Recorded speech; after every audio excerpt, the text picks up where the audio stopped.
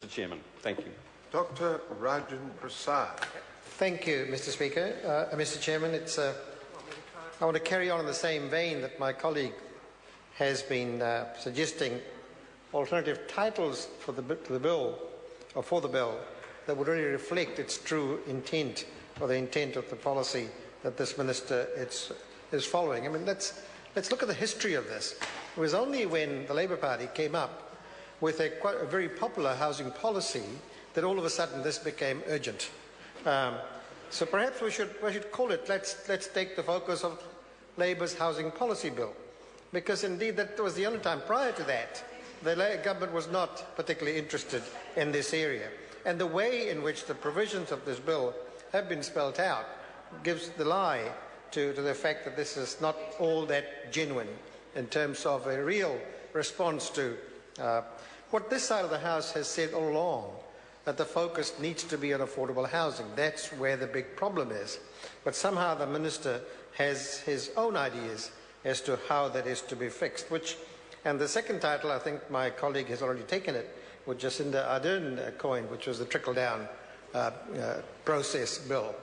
It's as if that will work it out, but that's already been taken now. The other point is that this bill has a provision that when it becomes an act, the act will be repealed in 5 years' time. So it could be something like housing will fix it in 5 years' time. Now think about it for a moment, because that's about the time that this government has been in power. So they intend, at the same length of time, to fix the housing problems of New Zealand in that period of time. And it's not credible to believe that by creating some special housing areas, by the provisions that are here, we will have fixed the housing problem and we will move on, because we don't think that will happen indeed. The other process that the driver of this particular policy that the minister has taken is the use of the market. That the market really is the only mechanism by which our housing problems will be fixed. And nobody believes that except the minister. So maybe it should be called Housing, Leave It to the Market Bill. Because the market this is a failed market.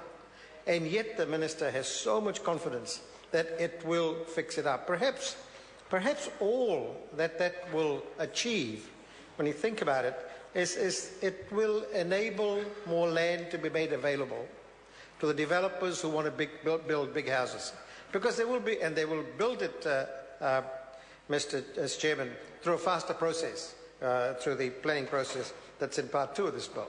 So it'll be a faster process to get land available, and thereby it will make. Sorry, Minister. It's a short title debate. Well, it's a faster process, I think. It's what the minister is proposing here, and that is not credible.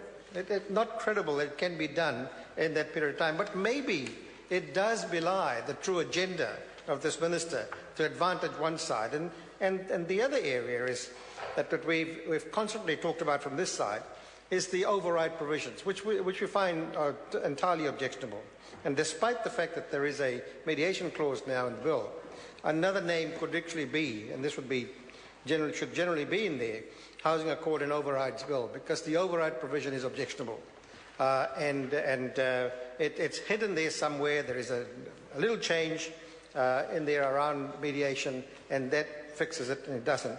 But perhaps the other one that we object to is this notion that there are provisions hidden somewhere, and introduced at the last minute and hidden in the amendments, that by order in council, the affordability question will be answered. And we notice the minister has taken no calls on that at all to explain how the order in council will work.